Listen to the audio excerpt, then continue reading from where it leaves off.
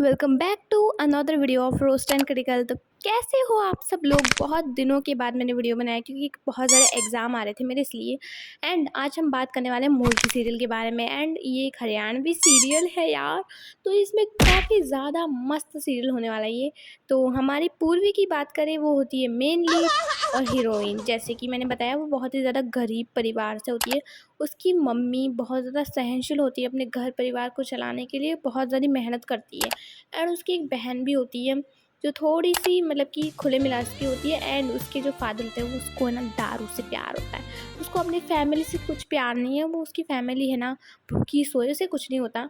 उसका दारू नहीं रुकना चाहिए, इसलिए वो अपनी बेटी की मोलकी करा देता है, यानी कि पूर्वी की मोलकी करा देता है दोस्तों। और शो में सुधा, यानी कि पूर्वी की एक बेस्ट फ्रेंड होती है सुधा, जिसका नाम होता है, उसकी भी मोलकी हो गई होती है और पूर्वी की मोलकी हो गई होती है। पूर्वी को ये नहीं पता होगा उसकी और उसकी दोस्त की दोनों की ही मोलकी हुई है, उसको ये नहीं पता होता है। और जब गृह प्रवेश होता है और जब पता चल जाता है कि फ़ोटो में कुछ और रियल में किसी और से ही शादी हो गई है उसकी, तो बेचारे के होश उड़ जाते हैं। और सबसे बड़ा धोखा उसे तब मिलता है जब उसे पता चल जाता है कि वो उसकी उम्र से कुछ ज़्यादा ही बड़ा है, उसके बच्चे भी हैं और उसकी पत्नी मर चुकी होती है, इसलिए उसने उससे शादी की है ताकि वो उसके बच्चों को संभाल सके।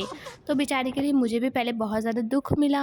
एंड जब मैंने देखा कि उसको हमेशा उसके ऊपर इल्ज़ाम लगाया जा रहा है, उसको पनिशमेंट मिली जा रही है बिना वजह के, तब मुझे थोड़ा बुरा लगता है। तो जो मोलकी के जो मतलब कि बच्चे होते हैं, यानी कि वीरेंद्र हमारे मेन लीड, उसके बच्चे काफ़ी ज़्यादा शरारती होते हैं एंड इनोसेंट भी होते हैं, बोल सकते हैं। और स्मार्ट तो बहुत ही ज़्यादा थे।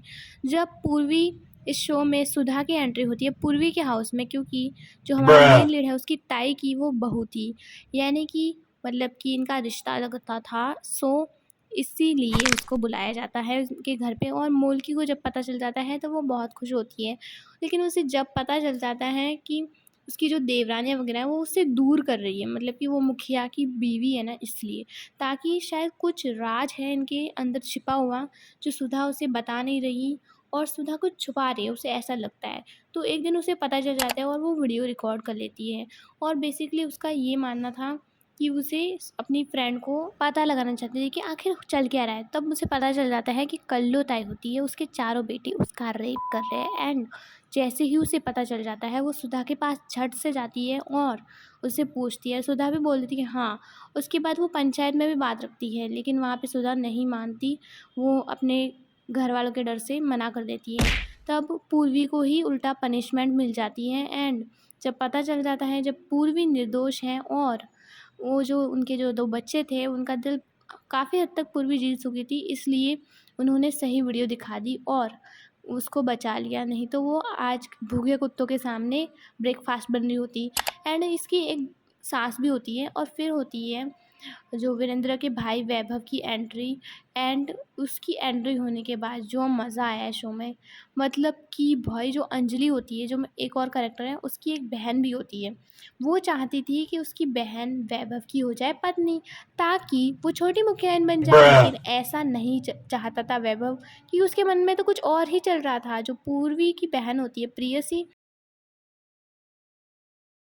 उसने किसी मिसअंडरस्टैंडिंग से वैभव को थप्पड़ मार दिया होता है, तो इसी का बदला लेने के लिए वो उसका रेप कर देता है। और जब जब हमारे मुखियाइन को पता चल जाता है इस सब के बारे में, तो वो मुखिया जी को बताती है, लेकिन मुखिया जी कहाँ माने, उन्हें तो सबूत चाहिए।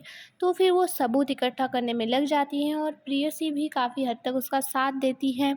एंड क्योंकि उसका केस है तो वो बहुत ही ज़्यादा मजबूत बनती है।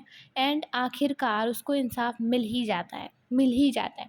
तब प्रेयसी की डिमांड होती है कि वो वैभव से शादी कर लें, तो उसकी डिमांड पूरी कर दी जाती है, डिमांड पूरी कर दी जाती है। और ये कुछ गलत डिसीज़न नहीं था उसके हिसाब से, क्योंकि वो वैभव की पूरी ज़िंदगी बर्बाद करना चाहती थी उससे शादी कर कर। और वैभव और जो प्रेयसी की जोड़ी है ना, मैं क्या बताऊँ, इतनी ज़्यादा एग्रेसिव, इतनी ज़्यादा मस्त दिखाई है।